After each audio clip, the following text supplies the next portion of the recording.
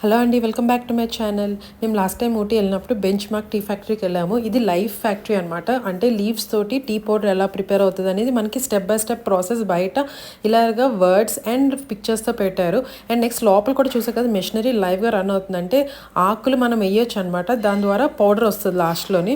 And వీళ్ళు ఇదంతా అయిన తర్వాత మనకి టేస్టింగ్ కూడా 3-4 టైప్స్ ఆఫ్ టీస్ ఇస్తారనమాట, లీవ్స్ తోటి, డిఫరెంట్ లీవ్స్ తోటి.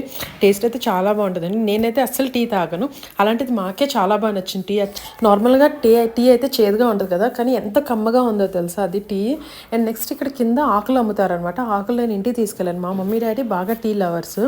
అలాంటిది వాళ్ళు అంటున్నారు మామూలు టీ పౌడర్ అయితే కొంచెం చేదు ఉంటుంది కాబట్టి ఇది అయితే చాలా బాగుంది, అసలు చాలా డిఫరెంట్ టేస్ట్ వస్తుంది, చాలా కమ్మగా ఉంటుంది అని ఇంకా ఎవరైనా వెళ్తే తీసుకురమ్మని చెప్తున్నారనమాట ఎక్కడి నుంచి. అలాగా చాలా బాగుంటుందండి టీ పౌడర్ కన్నా. యాక్చువల్గా టీ లీవ్స్తో టీ చేస్తే ఇంకా బాగుంటుంది.